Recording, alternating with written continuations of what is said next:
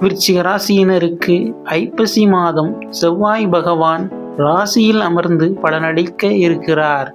செவ்வாய் பகவான் உடல் ஆரோக்கியமும் மன தைரியமும் மற்றும் சமூகத்தில் நன்மதிப்பையும் பெறுவீர்கள். வெளிநாட்டு தொடர்பு, வெளிப்பயணம் மகிழ்ச்சியும் மேன்மையும் தரும்.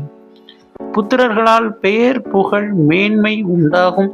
வாடகைக்கு வாகனம் ஓட்டுபவர்களுக்கு, சொந்த வாகனம் வாங்க நினைப்பவர்களுக்கு எண்ணங்கள் கைகூடும்.